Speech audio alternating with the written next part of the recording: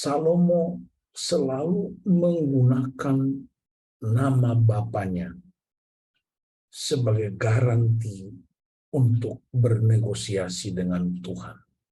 2 Tawari pasal 6 ayat 12 sampai 17. Kemudian berdirilah ia di depan mezbah Tuhan di hadapan segenap jemaat Israel, lalu menadahkan tangannya. Karena Salomo telah membuat sebuah mimbar tembaga yang panjangnya 5 hasta, lebarnya 5 hasta, dan tingginya 3 hasta, yang ditaruhnya di halaman. Ia berdiri di atasnya lalu berlutut di hadapan segenap jemaat Israel dan menadahkan tangannya ke langit sambil berkata, "Ya Tuhan Allah Israel, tidak ada Allah seperti Engkau di langit dan di bumi. Engkau yang memelihara perjanjian dan kasih setia kepada hamba-hambamu yang dengan segenap hatinya hidup di hadapan-Mu. Engkau yang tetap berpegang pada janji-Mu terhadap hamba-Mu Daud ayahku, dan yang telah menggenapi dengan tangan-Mu apa yang Engkau firmankan dengan mulut-Mu, seperti yang terjadi pada hari ini. Maka sekarang ya Tuhan Allah Israel, peliharalah apa yang Engkau janjikan kepada hamba-Mu Daud ayahku, dengan berkata, keturunanmu takkan terputus di hadapanku dan tetap akan duduk di atas tahta kerajaan Israel, asal anak-anakmu tetap hidup menurut hukumku, sama seperti yang kau hidup di hadapanku. Maka sekarang ya Tuhan Allah Israel, biarlah terbukti kebenaran firman-Mu yang telah kau ucapkan kepada hamba-Mu Daud." Saudara-saudara yang dikasihi Tuhan Yesus Kristus, ini ayat menarik, terutama oleh karena Salomo bicara tentang penggenapan janji Allah terhadap ayahnya Raja Daud. Seluruh teks 2 Raja-Raja 6 ayat 1-42 sebenarnya tentang ucapan syukur, doa permohonan berhubungan dengan pengresmian Bait Allah. Raja Daud punya satu kerinduan besar, ialah ingin membangun Bait Allah. Sebab Allah sesungguhnya ingin tinggal dan diam bersama umatnya. Dan simbol yang digunakan untuk memastikan Allah diam dengan umatnya ialah Bait Allah. Tetapi Allah berfirman kepada Daud, yang akan membangun Bait Allah bukan engkau Raja Daud, tetapi anak kandungmu. Dan anak kandung Raja Daud ialah Salomo. Nah, saudara-saudara, ini yang disebut perjanjian. Dan kita tahu bahwa perjanjian itu selalu antara 2 atau lebih dari berbagai pihak. Kita tahu sekarang bahwa perjanjian Allah itu untuk banyak sekali orang. Perjanjian kepada Musa, perjanjian dengan Nuh, perjanjian dengan Abraham, Ishak, Yakub. Dan perjanjian-perjanjian itu enggak ada yang gagal atau yang batal. saya bisa bayangkan betapa banyaknya perjanjian yang Tuhan buat. Dan tidak satu pun Tuhan langgar, tidak satu pun Tuhan batalkan, tidak satu pun Tuhan abaikan. Semua perjanjian itu benar. Nah, kali ini perjanjian dengan Daud itu ada dua yang paling prinsip. Yang pertama ialah anaknya Salomo akan membangun tempat kediaman Allah. Dan yang kedua ialah keturunan Daud turun-temurun akan tetap di atas tahtanya sampai selama-lamanya. Nah, mari kita periksa bagaimana Salomo mensyukuri perjanjian yang dibuat Tuhan dengan Raja Daud. Yang menarik bagi saya, yang pertama ialah Salomo selalu menggunakan nama bapaknya sebagai garansi untuk bernegosiasi dengan Tuhan. Kalau kita baca 2 Tawari pasal 1, kita temukan sebelum Salomo minta hikmat dari Tuhan, dia bilang begini, ya Tuhan, tunjukkanlah kasih setiamu kepada ayahku Daud. Ini begitu penghormatan Salomo terhadap ayahnya. Ayahnya sering sekali menjadi nama yang dia pakai untuk bernegosiasi dengan Tuhan, untuk bicara dengan Tuhan, untuk minta apa saja dari Tuhan. Salomo memakai nama ayahnya. Memang Alkitab juga bilang bahwa Daud adalah orang yang berkenan di hadapan Tuhan. Cari tahu alasannya mengapa Daud disebut orang yang berkenan kepada Tuhan? Karena dia mengakui segala dosanya, mengakui siapa dirinya, meletakkan di bawah otoritas Tuhan, dan mengakui siapa Tuhan atas hidupnya. Nah, saudara-saudara, pembacaan kita tadi adalah doa Salomo yang ingin memastikan, meneguhkan kembali, dan memohon supaya Tuhan tetap mengokohkan janjinya kepada Daud ayahnya. Salomo tidak minta supaya Tuhan teguhkan janji itu kepada dia, tapi Salomo tetap sopan, hormat, dan meminta Tuhan teguhkan janji itu kepada ayahnya Daud.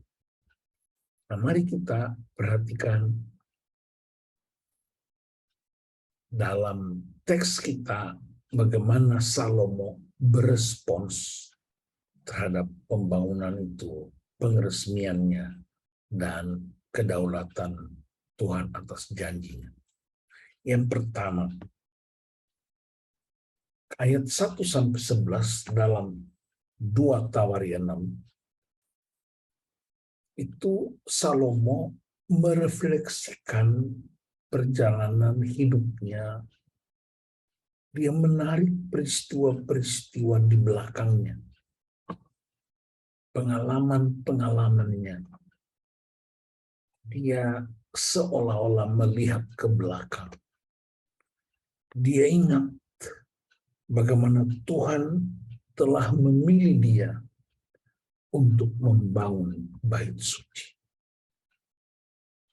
Ini yang disebut mengakui otoritas Tuhan dalam perjalanan. Yang kedua, ayat 12-21, Salomo memandang ke atas. Tadi yang pertama itu seolah-olah dia melihat ke belakang. Yang kedua dia melihat ke atas, memandang ke atas. Untuk apa? Dia memohon kepada Tuhan agar Tuhan menepati perjanjian yang sudah dibuat dengan Daud ayahnya. Perjanjian itu tidak hanya bait suci dibangun oleh Salomo, tidak hanya tahta kerajaan sebagai Raja Israel, tapi juga adalah penggenapan kedatangan Yesus Kristus yang lahir dari keturunan Daud. Saudara, refleksi Salomo tidak hanya untuk tahta kerajaannya, tidak hanya tempat kediaman Allah, tetapi juru selamat yang lahir dari keturunan orang-orang yang berkenan kepada Tuhan. Yang ketiga, dia tidak hanya melihat ke atas, tapi dia melihat ke depan. Dia memandang ke depan. Pada ayat 22 sampai ayat 31. Salomo mohon kepada Tuhan supaya Tuhan menolong umat dari berbagai macam cobaan hidup. Tuhan diminta oleh Salomo untuk mengampuni umat yang berdosa.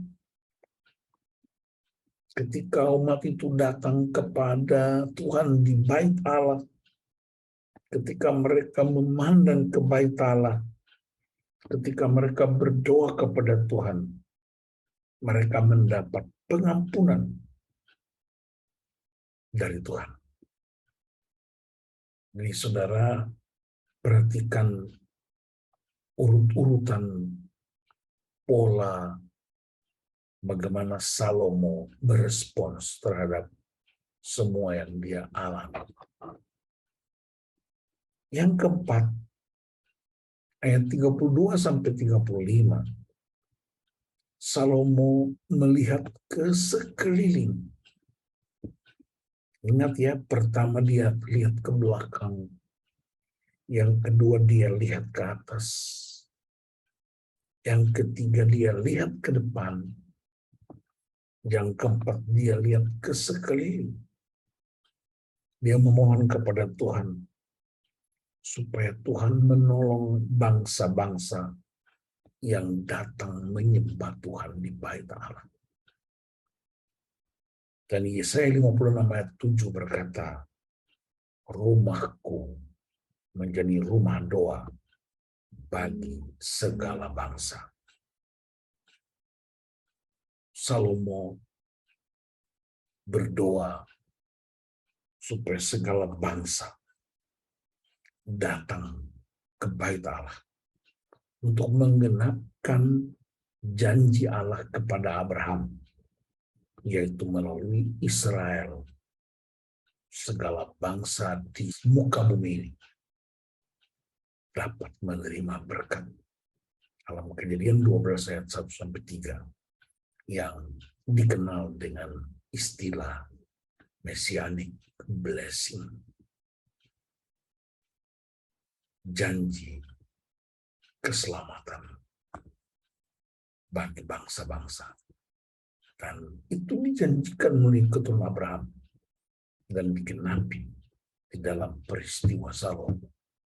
Dan dia meminta supaya melalui bait Allah itu bangsa-bangsa diberkati. Saudara-saudara, kita tahu bait Allah dirobohkan atas izin Tuhan. Seolah-olah Tuhan menghancurkan tempat kediamannya sendiri. Tapi kemudian kita mengerti satu hal. Tuhan tidak tinggal di sebuah tempat yang statis, sebuah gedung yang dibangun tangan manusia. Tapi Tuhan mau tinggal di dalam komunitas umatnya. Dia tinggal di dalam komunitas keluarga-keluarga milik kepunyaannya. Dia tinggal di dalam komunitas gereja, persekutuan orang-orang yang percaya. Itulah sebenarnya alasan utama ketika Tuhan mengeluarkan Israel dari Mesir. Dalam Keluaran pasal 19, Tuhan berkata, "Aku membawa engkau kepadaku untuk menyembahku, dan aku akan menjadi Allahmu, dan kamu menjadi umatku." Saudara-saudara, perjanjian semacam ini tidak hanya berlaku buat satu pribadi, tidak hanya berlaku buat satu bangsa, tapi dia juga berlaku dalam sebuah komunitas sekecil apapun yang sering disebut gereja. Bahkan komunitas terkecil ialah keluarga. Maka malam ini saya mau ajak Bapak Ibu untuk berefleksi perjalanan iman kita. Apa yang Tuhan ingin dilakukan melalui hidup kita. Ingat, janji Tuhan tidak pernah batal. Walaupun manusia sering membatalkan janjinya, manusia sering mengabaikan janji-janji.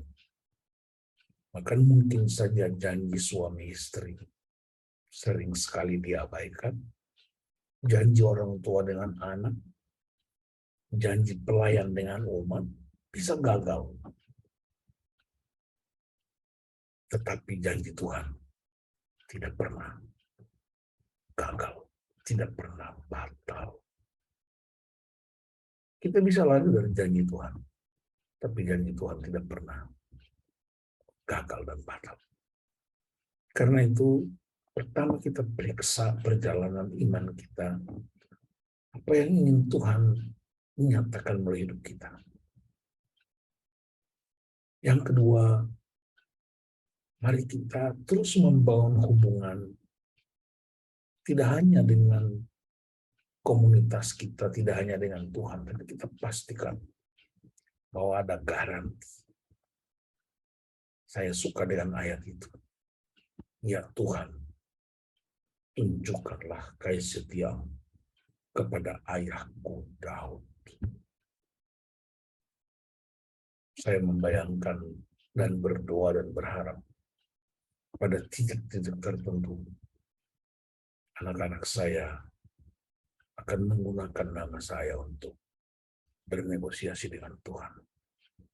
Ya Tuhan, tunjukkanlah kasih setiamu kepada ayahku Pendeta Nus. Itu pengharapan saya. Itu berarti ada usaha untuk tetap hidup berkenan di hadapan Tuhan.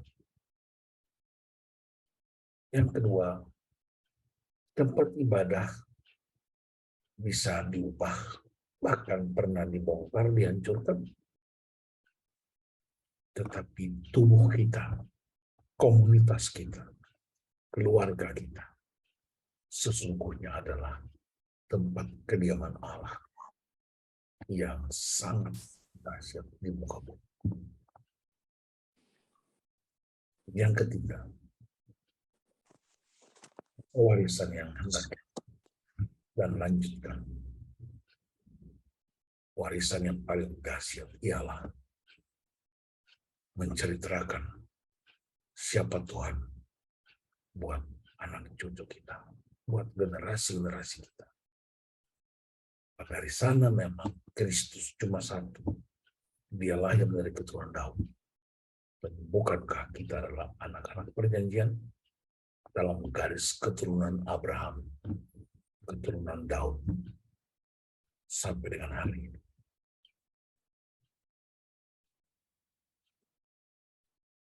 Hari ini kita melihat di berbagai keadaan di media sosial, kita lihat dengan mata telanjang kita sendiri, berbagai macam gejolak. Orang menuntut janji-janji pemerintah, janji-janji pemimpin, janji sana dan sini, dan itu dan ini. Saya mau katakan bahwa janji-janji manusia itu sering sekali mengecewakan. Janji pemimpin bisa batal, bisa gagal. Karena memang manusia tidak sempurna menggenapi janjinya. Sekali lagi, janji Allah tidak pernah batal. Pegang teguh janji Allah. Janji itu sudah digenapi di atas kayu salib. Janji itu sudah terrealisir. Dan janji itu tidak pernah kadaluarsa. Dia tetap berkuasa, tidak pernah berubah. Ibrani 13 ayat 8. Yesus Kristus tetap sama. Kemarin, hari ini, dan sampai selama-lamanya. Itulah janji keselamatan. Bukan lagi pada barang, bukan lagi pada tempat ibadah, dan pada seseorang yang bernama Tuhan Yesus Kristus. Biarlah malam ini kita benar-benar diingatkan kembali, dicerahkan, dikuatkan untuk terus berpegang pada janji Tuhan. Secara khusus karena malam ini Ibu Melisa masuk ke usia baru, saya menyampaikan ucapan selamat. Dan saya mau ingatkan bahwa janji suamimu bisa gagal, janji istri bisa gagal, tapi janji Tuhan tidak pernah gagal. Janji keselamatan. Tetapi oleh karena kita anak-anak Allah, kita anak-anak Tuhan, pewaris janji itu, maka mari kita terus belajar dan berjuang untuk juga setia dengan janji-janji yang kita ucapkan. Tuhan Yesus memberkati. Haleluya.